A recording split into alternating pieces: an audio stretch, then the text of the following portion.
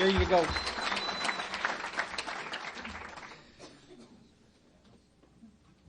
Adam, alcoholic. First of all, I'd like to thank Chris for asking me to come out here and talk. It's always an honor and a privilege to be asked to participate in Alcoholics Anonymous in my recovery. And ultimately, it's a responsibility to give back what was so freely given to me. And I want to welcome anybody that's new here or returning to recovery. I was new in AA for what seems to be eternity now. And where I come from, they give you little chips for various lengths of sobriety, like 30, 60, 90 days. And I had so many chips in the end that it was like, I mean, I could have played poker with them. I had just all these chips. And people were like, just sit down. Don't even bother. And what happened in the end for me is that I started coming to meetings drunk. And, that's a pretty ugly place to be. And the thing is about coming to meetings of Alcoholics Anonymous drunk these days is people are like, what's he doing here? Because of a lot of the treatment centers, you fatten up for another run, and by the time you come to AA, you look great. And so it was hopeless for me. And for many, many years, I was one of those people that just could not get sober. And if you're in that situation, or you're in your last 30 days, I hope we can inspire you a little bit. There's always somebody in their last 30 days here. But, I'm an alumni from a couple of places. I went through treatment. And as a matter of fact, I went through treatment 28 times. Now, I'm not going to go through the whole list, but it would be safe to say that I'm an alumni from everywhere. Now, I told my sponsor that. I said, I went through treatment 28 times, and he said, doesn't make you an alcoholic. And I thought, you got to be kidding. And what he said is, no, it means you paid $500,000 for a big book.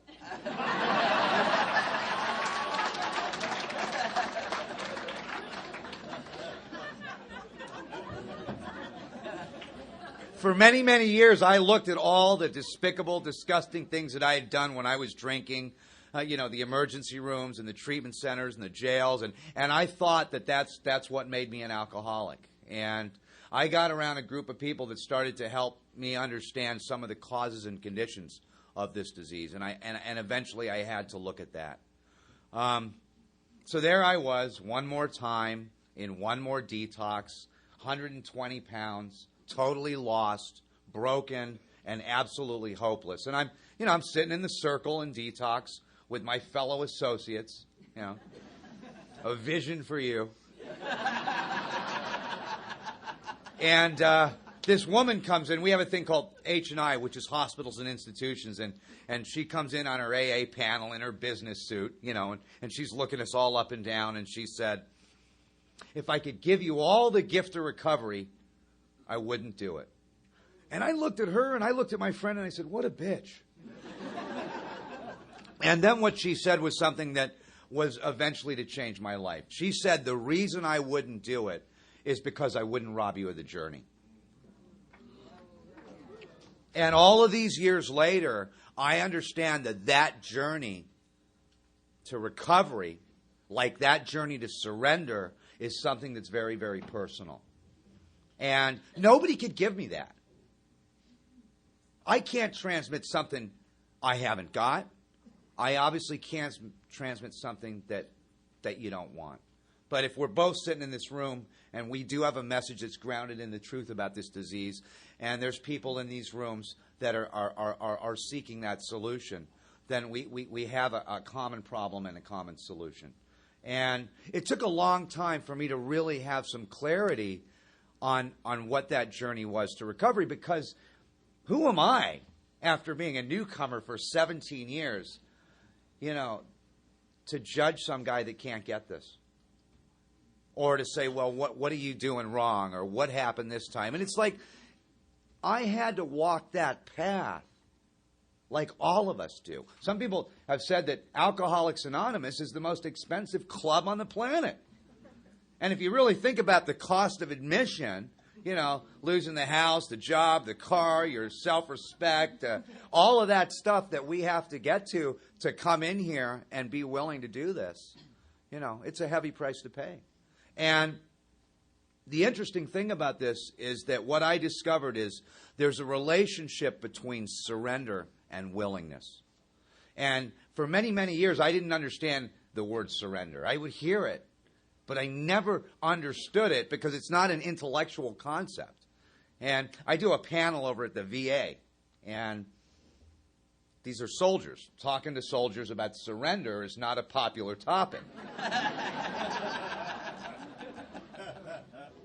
But it was one of the greatest illustrations of surrender that I'd ever heard. Because if you ever watch a soldier surrender, you'll see that soldier take the rifle, lay it down on the side of the road, sit down, and wait for someone to tell him what to do. He doesn't throw down the gun. He doesn't sit on the side of the road and look back at the gun, thinking about, what he's going to do with it, because someone will shoot him.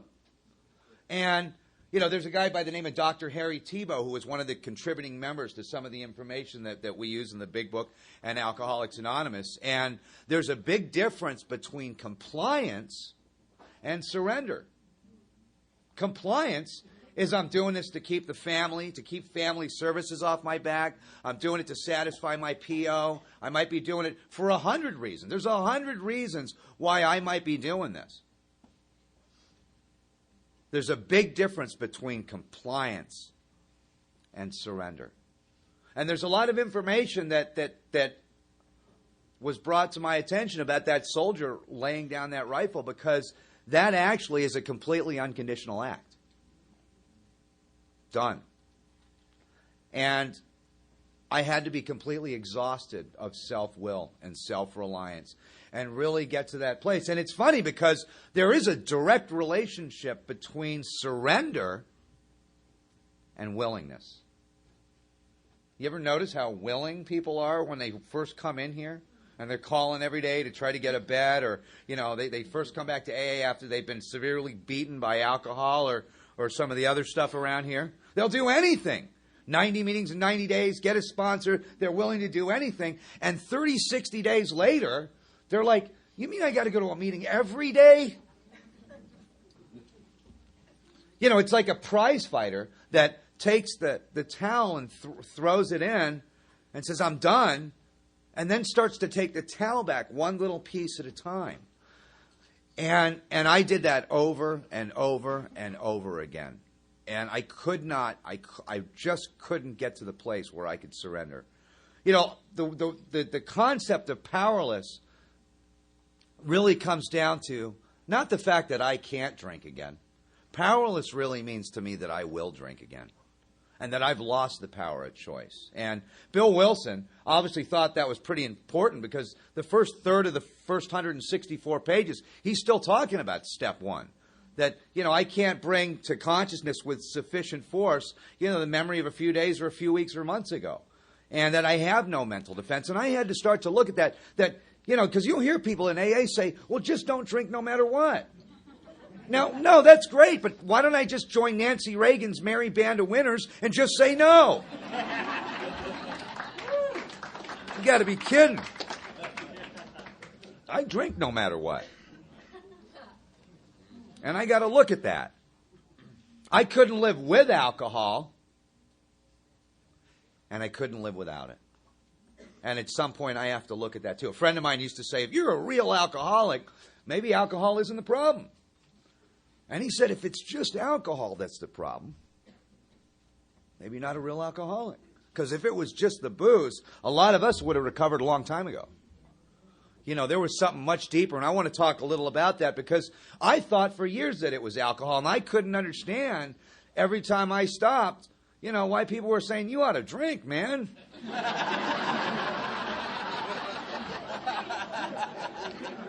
And I want to talk about that a little bit. There's a big difference between admitting I'm an alcoholic and really, really accepting it. And, it was real easy to admit it. I could admit it in the schoolyard, in 7th or 8th grade. It was easy to admit it. I could admit it every time I checked into, treatment center, every time I was in county jail, every time I was in an emergency room. Easy to admit it. But to truly accept it, to accept that I'm bodily and mentally different than my fellows, big difference. I can't sit there looking at a guy drinking a half a beer and start to debate why I can't do that. I start having that debate, I lose. And, for me, every time I pick up a drink, there's a rock at the bottom of it. I knew that'd get somebody. Every time I pick up a drink, it's an emergency room or handcuffs. Every time I pick up a drink, I might as well check in one of these facilities, because for this type of alcoholic, I have to be physically removed from alcohol. Once I start, I cannot stop. And I'll drink until I'm dead. And it's like, that's baffling to me. And funny enough, with all this information, it doesn't mean anything. The information is excellent to transmit a message that's grounded in the truth, but in and of itself, it was insufficient to keep me sober. And I really, truly had to look at that. I look at step one, it's like getting in a cage with a gorilla. You have sex with a gorilla, it's not over till the gorilla's done, right?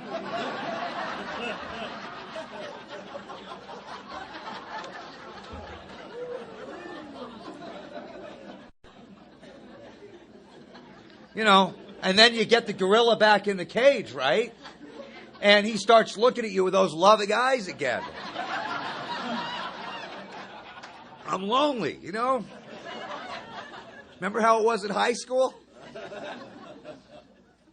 Please let me out just for a second. Come on. I won't do it this time, I promise. Just let me out for a second.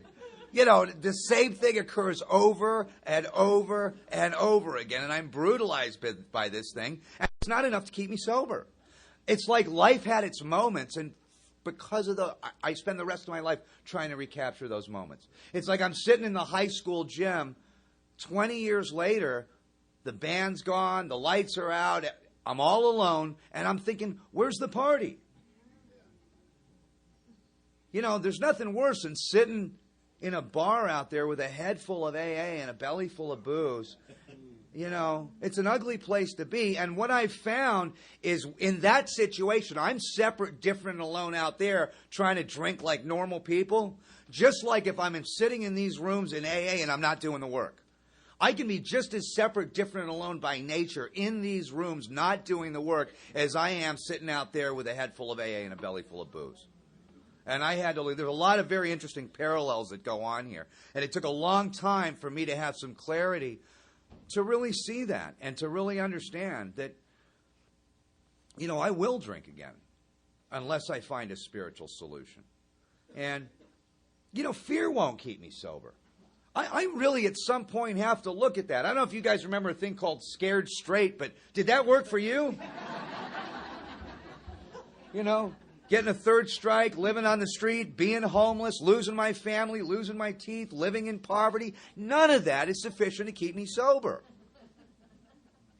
Now, a problem drinker, given sufficient reason, can stop or moderate. Big difference between a problem drinker and a real alcoholic. Now, you get the problem drinker and the real alcoholic in a drunk tank for drunk driving. Problem drinker's on one side of the cell and he's thinking, I knew I shouldn't have drank that fifth beer. Why did I drink that fifth beer? Real alcoholic's on the other side of the cell thinking, why did I take the 10? Right?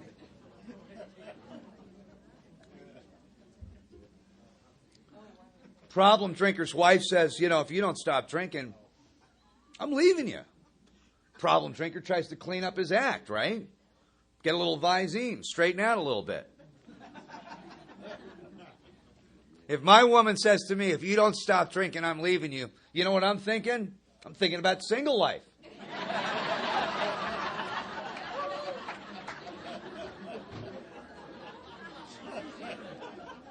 Let me tell you, you're a real alcoholic.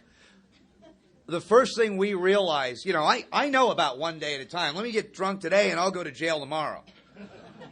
But at the same time, I realized that I had compromised everything in my life to keep drinking. if anything got in the way of my drinking, it was out of my life. The woman got in the way, the career. Eventually, there was nothing left but alcohol. It took it all. And understanding that today and looking at how we live and this design for living in Alcoholics Anonymous, I have to look at the fact that if anything gets in the way of my recovery today, it's out of my life. I hate to say it. It's kind of harsh, but, I remember saying that. If a woman gets in the way of my recovery, she's out of my life. And there she was. The next day, it's like, she appeared. And I had to make a decision. If a job gets in the way of my recovery for this type of alcoholic, I see a lot of guys around here with huge jobs and little tiny programs.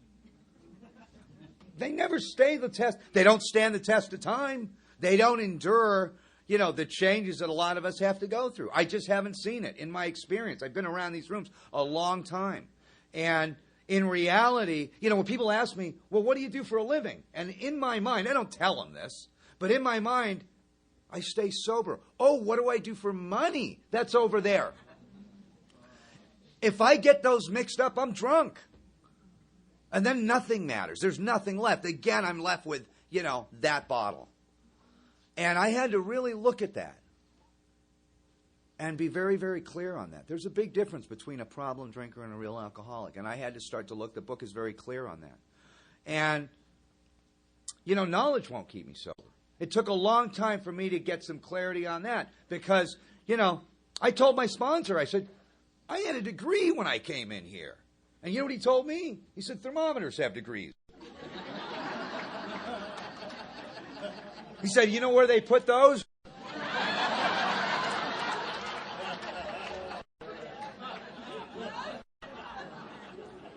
He wasn't impressed, So, there I am one more time. I'm on Skid Row, behind a dumpster, drunk, and I'm reciting chapter 5. Ruining my associate's tie, And I'm crying my eyes out. I'm crying my eyes out because I can't get back here. And I've got all this information. And I can't get sober. And at the end of every meeting, where I come from, they say, keep coming back, it works if you work it. I've never been to a meeting where they say, keep coming back, it works if you know it. So if you're new, and honestly, you really think that you're going to get a couple of classes, little information, maybe an annual follow-up, and you're never going to drink again, maybe you will. Our experience is that this is a program of action. It's a set of spiritual principles. They have to be applied in my life every day. And until I understood that and I came to terms with some of those facts about this disease, about the common problem and the common solution, there was very little hope that I was going to recover. And I really, really had to understand that, this information is excellent, but if we don't have a common problem, we don't have a common solution. I go into meetings of AA and you've got alcoholics, you've got addicts, you've got alcoholic addicts, then you've got addict alcoholics that are somehow different, right?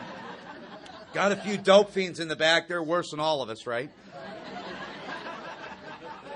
And, there's ultimately 400 12-step programs, and they're all identical except for the first half of step 1.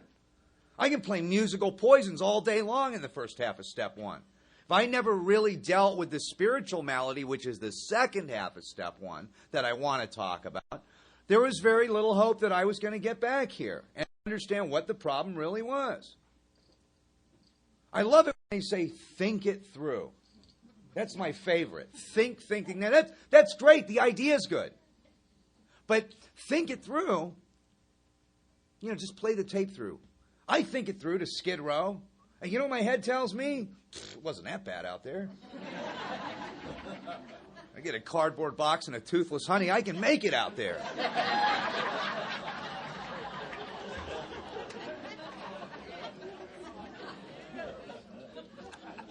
think it through doesn't work for me. I'm sorry. It just doesn't, But a problem drinker can stop or moderate. Fear, knowledge, thinking it through will work for them. For me, it was insufficient to keep me sober. And I really, really had to look at what it was that was really driving me back to drinking again.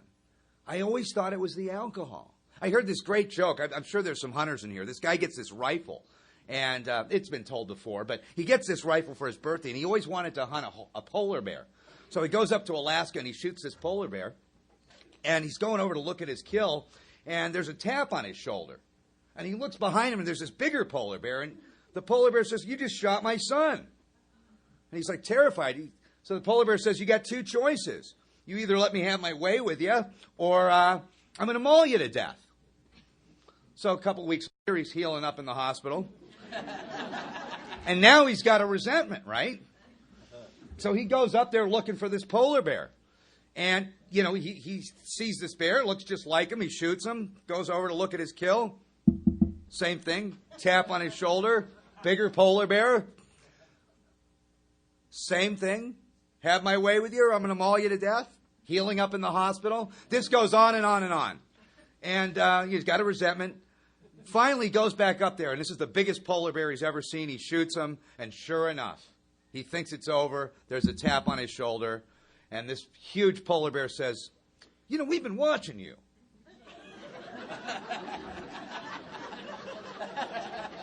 Says, "You're not really up here for the hunting, are you?"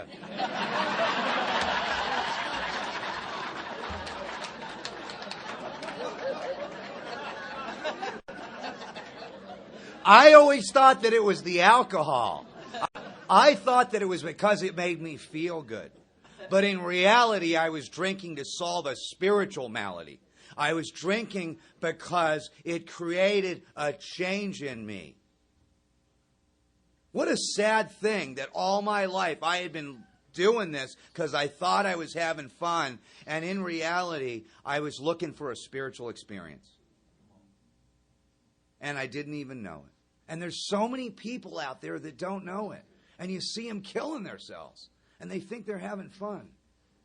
And until I got something better through this process, I didn't know any better. I just did what I knew. And, it's a sad thing because you see a lot of people come into Alcoholics Anonymous, and the doctor's opinion talks about some people that are normal in every respect except the effect produced by alcohol. Meaning that the phenomenon of craving is really the common denominator that ties us together. Whether we're periodics and we go out and, in one night and destroy a family or a marriage, or we do it every day, I can't stop once I start. I can't control the amount I take. But some people come in here and they drank just the way I did. They did all the disgusting, despicable things that I did when I was drinking, like peed in their brand new girlfriend's underwear drawer, or threw up all over their best friend's car, or, we got some great stories around here. You could write a book on it. And the thing is, they did all the things I did, and I've seen these guys come into Alcoholics Anonymous, and as soon as they put the drink down, everything works for them. They fit in, they're part of, the career welcomes them back, and they'll come to meetings once a year, never take they'll never take a step. Their life will get continually better, and they'll look at us, they'll look at me, and they'll say, "You drank again?" My experience, every single time I put the drink down, the first thing they'd say to me is, "Boy, you need to be on medication.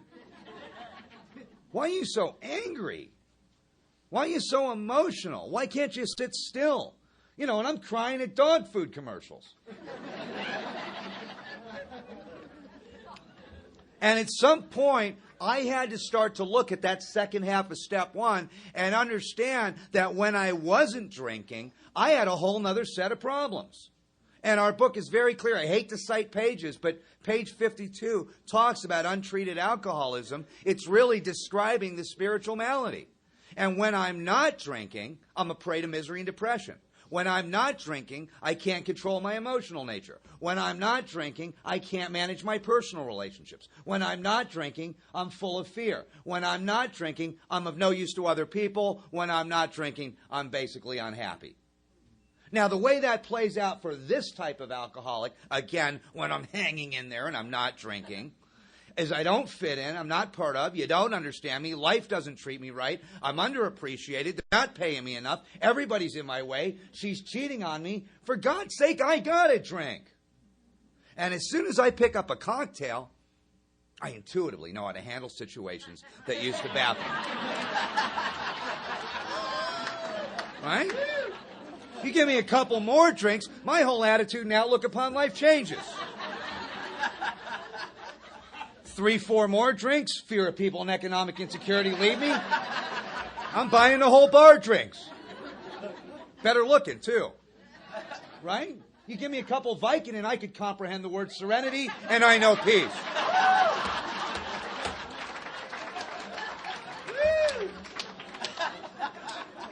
You give me a little cocaine, I want to start a business with you.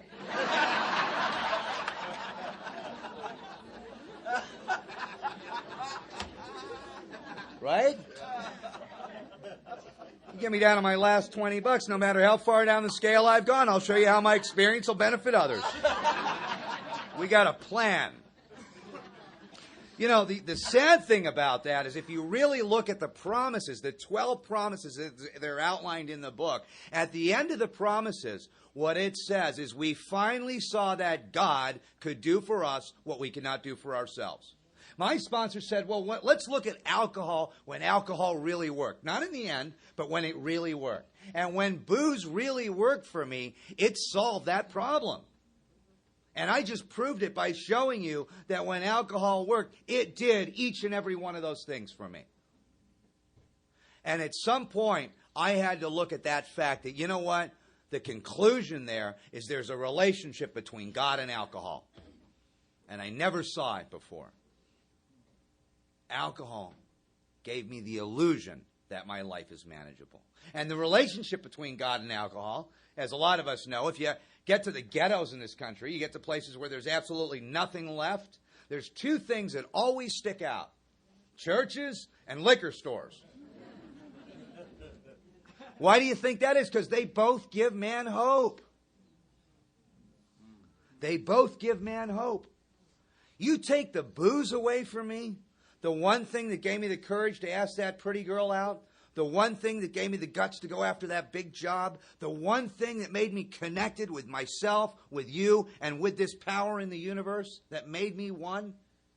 You take the one thing away from me that gave me the wings to fly, and you don't give me something better? You think I'm going to stay in these rooms?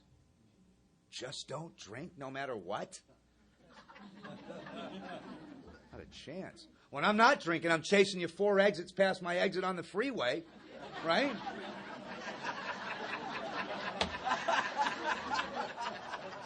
Got a few of those in here, huh? When I'm not drinking, I'm counting your items in the checkout line, you know.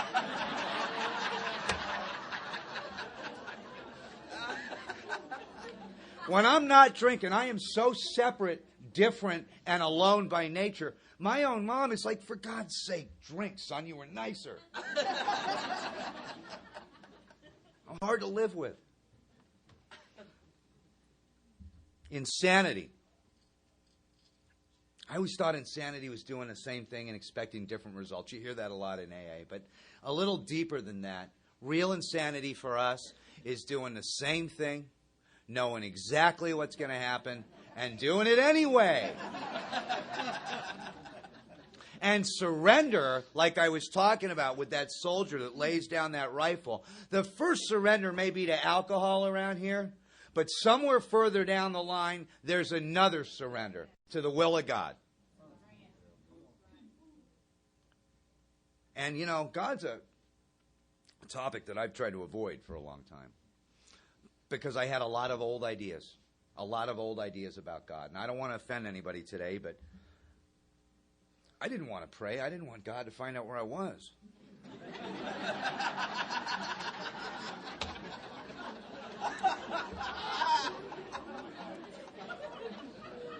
I had a lot of old ideas about a punishing God, about a condemning God.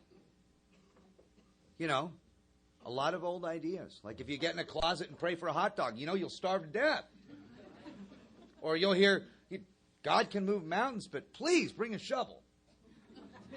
Or, you know, there was another one, I believed in a Santa Claus God for a long time. And if I was good, I should get a reward. And what I had done is I had given finite human conditions to an infinite power. I tell my sponsees, don't pray for women. God's not a pimp, right?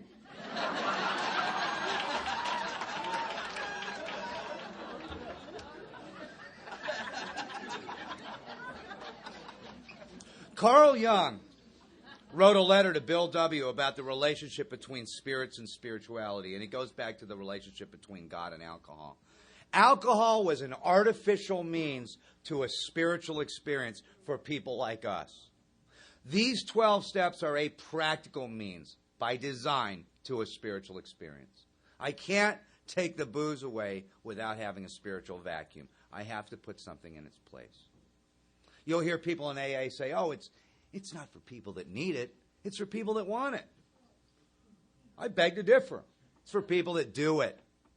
I wanted it for 17 years. Just like I wanted to change. I wish I could have changed. Why can't you change? They used to say that all the time. Now, you know, then there's a contradiction. If you don't change, your sobriety date will. But how do I get to that change, and how do I understand what these old ideas about God mean? There was a guy named Chuck C. that used to talk about really there's only one problem and one solution. He said the problem is a conscious separation from God. The solution, a conscious contact with God. Steps are over there. And I had to start to understand that there was a bridge from that conscious separation back to a conscious contact with God. And that bridge was the 12 steps. And until I really understood what the problem was and had some concept, because it wasn't just alcohol. It was that conscious separation from God. All of those old ideas. You know, and Bill W. talks a lot about that. You know, he talks about the actor trying to be the director. And he's forever trying to arrange the lights and the ballet and the scenery and all the players. If everybody would just stay put, my life would be fine.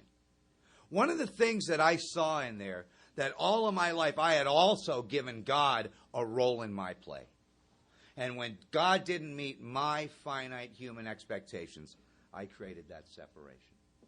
And some of these steps will actually show me how to face and be rid of the things in myself that are blocking me from that. And it's a relationship of cause and effect. If I take these actions, I will get a result. You know, a good friend of ours used to talk about the Eskimo. If you ever heard this story, the Eskimo, or that concept, this person was my Eskimo. That comes from the story of a priest and an atheist, and they're in a bar in Alaska. And the priest says to the atheist, why don't you believe in God?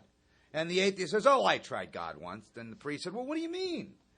And the atheist says, well, I was out in a blizzard. I was out in the snow. I couldn't see my hands in front of me, and I was stumbling around, and I knew I was going to die. So I got on my knees, and I said, well, God, if there's a God, please help me. I'm going to die. And the priest looks him right in the eye, and he says, well, you must believe in God. You're sitting here. And you know what the atheist said? He goes, no, you don't understand. Right after I got off my knees, I bumped into this Eskimo, and he showed me the way back into town. So if you're new here, and you may not want what we have, but if you don't want what you have,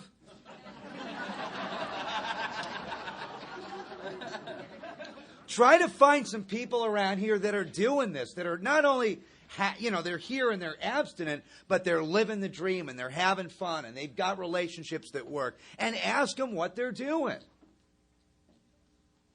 There's people around here that'll go to the end of the earth if you want to stay sober. If you want to drink, you're probably going to do it alone. But we will help you. And that's why we're here. My sponsor told me that. He was mean. He said, if you're not willing to help others, you're going to die. I mean, that was it. It wasn't like, any deeper than that. But I had to understand that, and I had to start again to look at some of those old ideas. The illustration about the Eskimo really comes down to the fact that initially for us, and this relationship with God is an evolutionary process, but at first it was a group of drunks, G-O-D, the Eskimos that showed me the way back into town. Eventually, that became good, orderly direction. It became a set of actions. In some of the original literature, it used to say, rarely have we seen a person fail that's thoroughly followed our directions. They were very strict about the way that some of the writing was done. Like at step 3, it's like, if you're not convinced, throw the book away. It's going to be a waste of time until, being convinced of 3 certain things that, I really want to talk about. Because it points back again at the end of chapter 5, the reading, we always say our personal adventures before and after make clear 3 pertinent ideas. The first of which is that I'm an alcoholic and I can't manage my life. And I'm thinking, before and after what? Before and after I put down a drink. See, the problem drinker comes in here and looks at the unmanageability as being based on his drinking. When I was drinking, I couldn't make it to work. When I was drinking, I couldn't show up for Little League. When I was drinking, I couldn't pay my bills, make my commitments. And what we're saying, again, is that before and after I put down a drink, I've got a whole nother set of problems. And those are the ones that are described on page 52. And drunk or sober, I couldn't remedy that. Just like no human power in reality can keep me sober. I spent 17 years in these rooms drunk. And until I really did the work and made that bridge from steps 4 to 9, there was very, very little hope that I was going to recover from this. And there's a big difference between faith and trust. If there was a high wire across this room, say, for example, and a tightrope walker started walking across the tightrope, like pushing a wheelbarrow, we'd all look at him and we'd think, well, he's up there. He'll probably make it. That's faith. You know what trust is? You go get in the wheelbarrow. Big difference. Big difference. See, in the third tradition, you hear the only requirement in AA is a requirement to stop drinking. That's the only requirement for membership, a desire to stop drinking. That may be the only requirement to sit in this room, and they'll let anybody in here, right? There's another huge requirement in order to stay here. On page 25, it talks about none of us, like the leveling of our pride, the soul-searching, and the confession of shortcomings that the process requires for its successful consummation. There's 3 elements in there. One is process, one is requirement, and one is consummation. The process is steps 4 through 9. It's getting in that wheelbarrow. It's a requirement for a real alcoholic to stay here. And consummation means completion.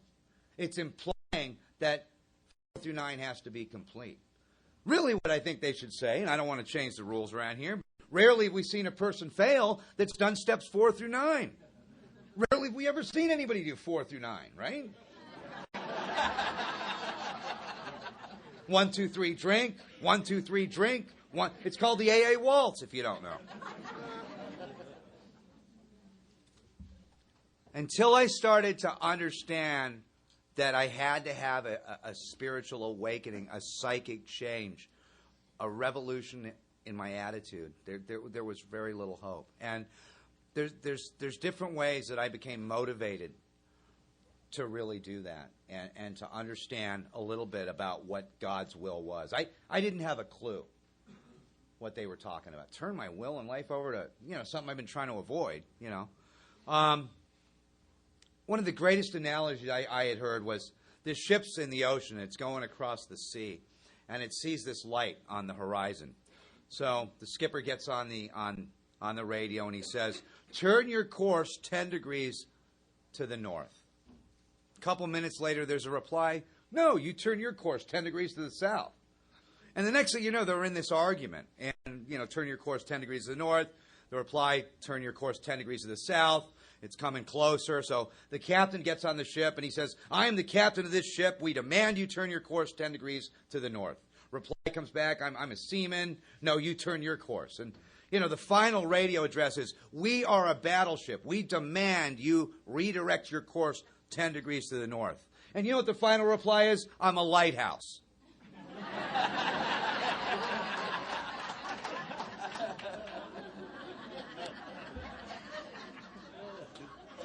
Now, I can't understand what my will is until I have certain facts about my longitude and latitude, my nautical speed. There's certain facts I have to change my course.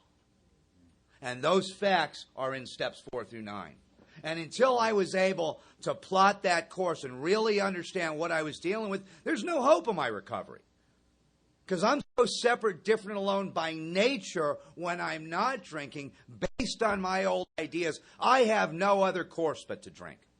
And it took me a long time to understand what they were talking about. That third step decision, if there's 3 birds on a wire and one decides to fly away, there's not 2. There's still 3, because a decision means absolutely nothing unless at once followed by action. And the book's very clear about that. The third step has little lasting effect unless at once followed by a strenuous effort to face and be rid of the things that are blocking me. It doesn't say face and cope with, face and deal with, face and go to therapy over, face and whine about from up here over. It says face and be rid of. The word rid of is used several times coming up to the 4th and 5th step. It's amazing if you look where they talk about that. I have to be rid of the things in myself that are blocking me. And, I've heard some very interesting ways to motivate people. If you tell a little kid, I want you to go in your room and straighten out your room, he doesn't want to do that. You tell that same little kid, I want you to go in your room and throw out all your old stuff and we'll buy you new stuff. 2 minutes. And when I started to understand inventory from that perspective, my motivation to do 4 through 9 changed. Completely changed. It wasn't so much about my deep, dark secrets, but it was about my resentments, my conduct, and my fear. And I had to look at it, and the book is very explicit on a set of directions that will create a result. Cause and effect. You take these actions, one will get an effect from that. I had to look at that. I had all of these old ideas. One of the greatest analogies I heard was a guy that used to talk about baby elephants. And in Africa, what they do with these baby elephants is they take these big chains and they chain these elephants to these trees. So every time the elephant tries to run away, it feels the pain. It actually comes to believe that it can't get away. It believes it because the chain is holding him to this tree. When the elephant grows up, they grow up to be monsters. I mean, you couldn't get one in this room. All you have to do is take a little wooden stake and a little tiny rope and tie it around that elephant's leg. And you know what? It will die where it stands. There could be a fire in that jungle. It will die right there. And that elephant could pull down a house. But a belief system that's been established so strongly, like us, when we talk about the third step prayer, we talk about relieve me of the bondage of self. Alcoholism is the only prison where the key's inside. And all of my life, I'd look outside to solve a problem that was really within us. The fundamental idea of God being in every single soul. It's within all of us. And in order for me to find it, I have to face and be rid of the things in me that are blocking me from it.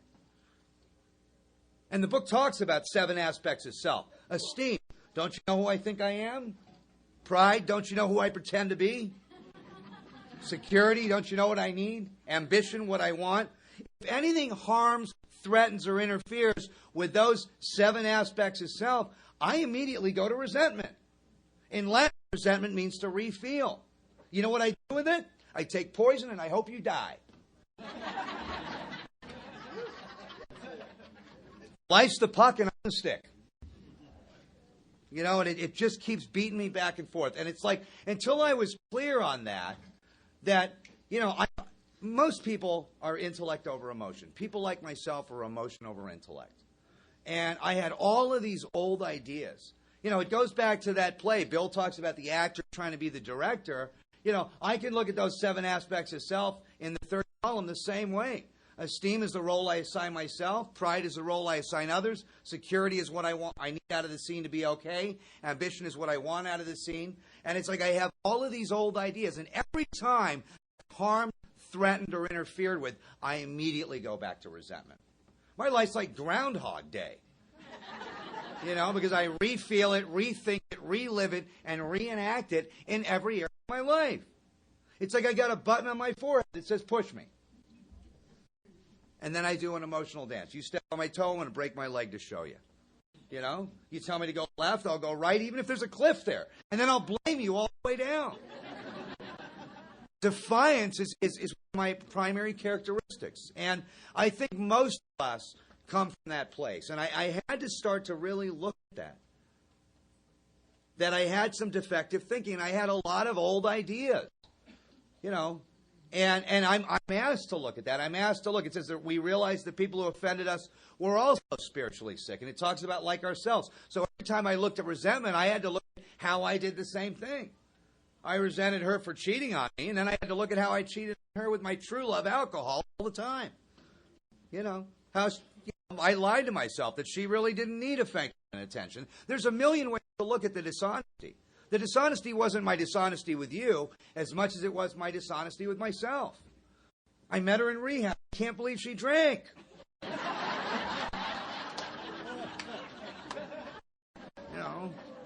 I knew he worked for the mob. I can't believe he ripped me off. All of these old ideas that had been established, and it's almost like God gave me a paintbrush, and I just tore up the house and then sat there, and I had to look at how I chose to dance with almost every single person on my resentment list. And I had to really, really look at that. And take, they say, oh, you're not responsible for your disease out there drinking. Then why do they have a ninth step? I got to take a look at that stuff at some point. And, like I talked about, 412-step programs, they're all identical except for the first half of step 1. I started to play musical poisons. Instead of doing 4 through 9, I would put down the drink and, pick up a fork. And the next thing you know, I can't see my feet. I'm back on my knees, just like that soldier laying down the rifle with gluttony, saying, God, please, I can't live like this anymore. And I'm surrendered again. Put down the fork, pick up a credit card. That's greed, right? Back in Vegas, doing the same thing, trying to borrow money to get home. And I had to start to look at that. For every one of those 7 deadly sins we talk about, there's another X number of 12-step programs. And they all fit into those 7 categories. I start acting out with lust. Oh, can't go to that meeting again. Can't go to this meeting again. Can't go to that rehab again. It's ridiculous. Because that's what it talks about. When we straighten out spiritually, we straighten out mentally and physically. And I had never straightened out spiritually. I had just played musical poisons again. And it took a long time for me to get to a place where I became clear. And when I did 4 through 9 exactly as it was outlined in the book, I started to straighten out in those other areas. And that's a really great place to be. One of the things I talked about is that, I went through treatment 28 times. The neatest thing about doing that was to be able to go back into some of those facilities and carry this message. To be able to go back and talk about Alcoholics Anonymous. And I heard this great analogy that this kid goes on vacation with his parents to Tahiti.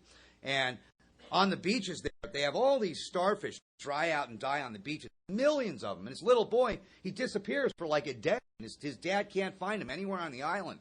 And he's looking everywhere for this little kid. And he goes out onto the sand and he sees his son out there. And there's millions and millions of these starfish. And the little boy's throwing starfish back into the ocean. And the father said, son, what are you doing? What difference could you possibly make? There's millions of them. And the little boy picked up one starfish and he looked at his dad and he looked at the starfish and he said, Dad, I made a difference for this one. And this whole process has been about that. There's a poem in Notre Dame that says, I sought my God I could not see. I sought my soul I could not free. I sought my brother, and I found all 3. Nothing ensures immunity more than intense work with others. It's our 12th and final suggestion. And ultimately, all of this work we do in 4 through 9, I always thought that work was working on myself. It wasn't. It was facing and being rid of the things in myself that were blocking me from you and from God. They asked Michelangelo, they said, how did you make the statue of David? And Michelangelo said, I never made the statue of David. All I did was stripped away everything that wasn't David. And there he was. See, if I face and be rid of the things in myself that are blocking me from God, by default, I am left with that spiritual experience. And I have to look at that. You know, you hear a lot of things in AA that aren't necessarily in the book, like, oh, don't judge anybody, right? You ever hear that one? 5 minutes later, they're telling you to stick with the winners.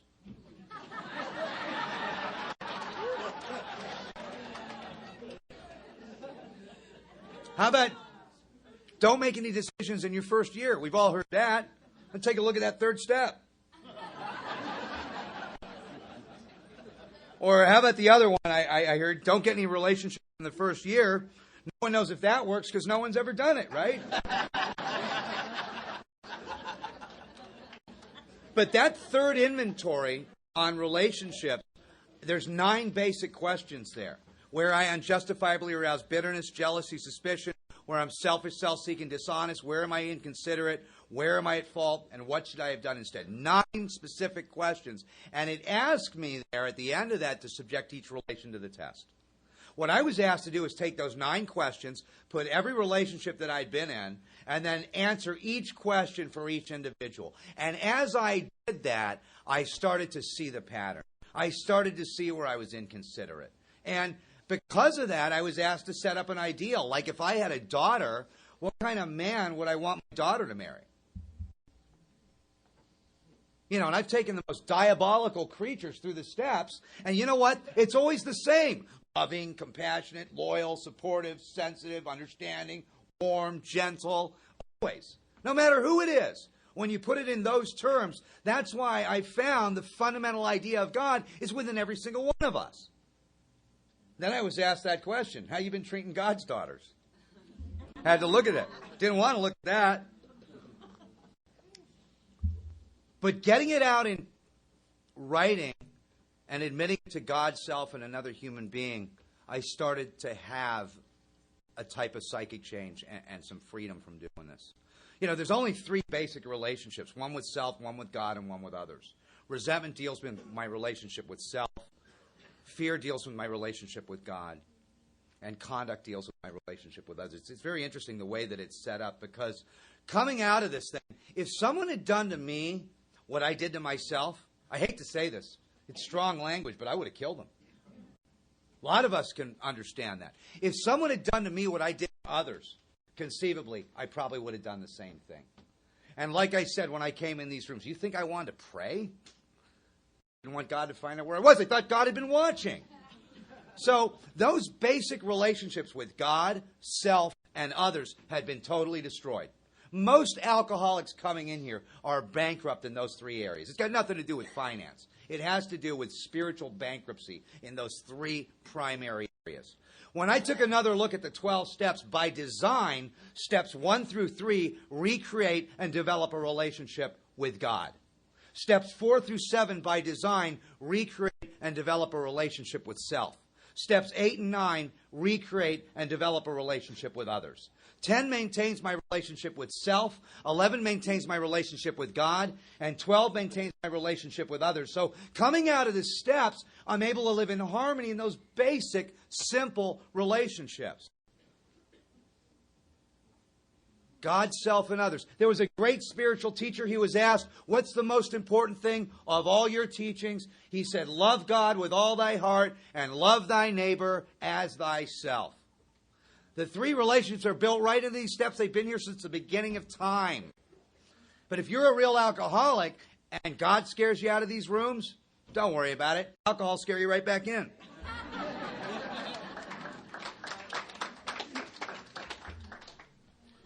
There's this little kid, he comes up to his dad and he says, hey, Dad, can we play? Little kid's like 5. The dad's busy. He's like an accountant or something. So he says, son, get out of here. Leave me alone. Can you see I'm busy? This little boy keeps bothering his father. So the dad grabs a little map of the world out of a National Geographic magazine. They always have these great maps of the world. And he rips this map up into like 50 pieces. And he gives it to his little boy, and he gives the kid some tape. And he says, I want you to go put this little map of the world back together. And when you're done, we'll play. He thinks he's got rid of the kid for an hour, right? Little boy comes back in 2 minutes. He's got the whole map of the world all taped back together, and he's so excited. Dad, look, I put the whole map back together. And the dad goes, son, that's impossible. How did you do that?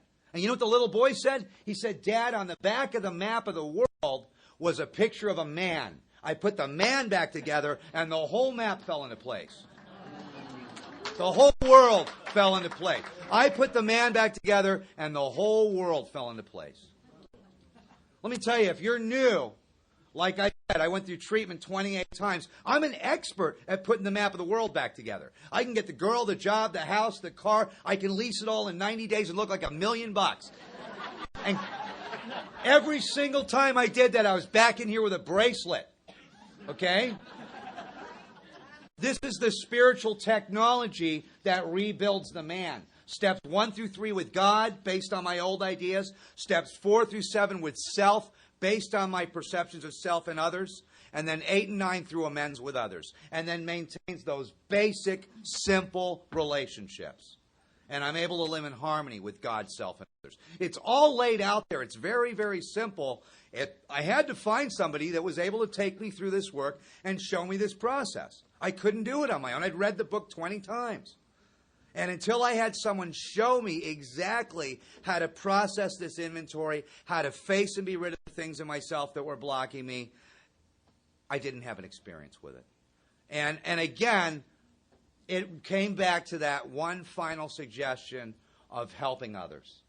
And you know, being a newcomer for 17 years is almost a fate worse than death. It's like being in purgatory. So I'll conclude with this. This guy's in purgatory, and he's sitting there, and he's thinking, you know, I don't know what to do, but this angel appears and says to him, well, you got 2 choices, heaven and hell. And he says, well, let me see hell first. So he walks into this room, and there's this huge banquet table, 40, 50 people sitting around this table. It's a buffet of every kind of food you could possibly imagine, just this lavish spread. And these people are sitting around this table in a circle, and they're strapped to these huge armchairs. And they're strapped to these chairs. They've got like duct tape strapped to their hands with this 2-foot silverware attached to their hands so they can't feed themselves. And they're stuck in front of this food for eternity. And you can see the anguish and the agony on their faces. They're just starving to death forever. And he says, that's awful. He says, let me see heaven. So he goes into the next room, and he takes a double take. It's exactly the same table. Same people sitting around this table. They're strapped to these chairs. They've got this 2-foot silverware strapped to their hands. And he's looking at it, and he can't figure it out. And then it occurs to him, they're healthy. They're happy. They're having fun. The difference between heaven and hell is in heaven, they're feeding each other. Selfishness, self-centeredness, that we think is the root of our trouble. Driven by 100 forms of fear, self-delusion, self-pity. We step on the toes of our fellows and they retaliate. There's no substitute for a spiritual experience. One has to do the work. And I see people, that have everything on the outside and they're willing to do the work. And they have a spiritual life and everything falls into place. But if you think you can get that some other way, I couldn't. We're the only people, when confronted with those 2 questions.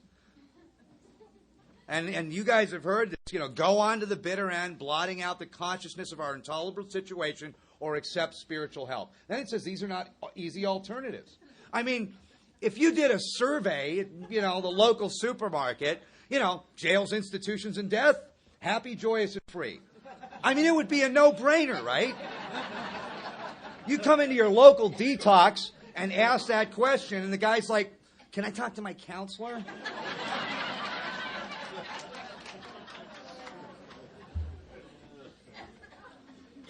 When I came to AA this time, my sponsor said, well, what do you want out of Alcoholics Anonymous? And with an ego like mine, I said, well, I want a yacht and a Learjet. And he said to me, if you really work the 12 steps, if you work 4 through 9 and you learn to live in 10, 11, and 12, what you'll get is a quiet mind, and a loving heart. And I looked at him and I thought, I didn't say this, but I thought, what do I want that for? But, you know, if you're a real alcoholic, the further you get away from that drink, the more that starts to become appealing. And, you know, because of Alcoholics Anonymous, I've been able to pause when agitated. Because of Alcoholics Anonymous, I've been able to navigate around the drama. Because of Alcoholics Anonymous, I've been able to match calamity with serenity. And, you know, I mean, my life today is so good, there should be background music.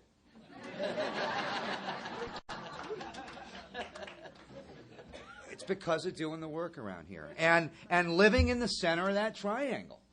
You know, the triangle, unity, recovery, and service basically translates into three actions for me. Contribute, belong, and learn. Contributing is service. The more I'm of service, the more I feel needed. Belonging is unity. The more that I stand around and shake people's hands and get involved with the people in these rooms, the more I feel wanted. And learning, the base of that triangle, recovery, the more that I uncover, discover, and discard the things that are blocking me from this spiritual experience, the more I feel loved. It is not waiting to be loved, but by loving others that I find that. The product of unity, recovery, and service is that I feel wanted, needed, and loved. And I'll tell you, for someone like me, as hopeless as I was, to have the freedom that I have is priceless. I couldn't get it any other way. If you ever notice, all the religions send their alcoholics to us. It's an interesting thing. And somehow it brought me back to God. So I want to thank Chris. I want to thank all of you. I hope I might have maybe helped a little bit. And thanks for having me.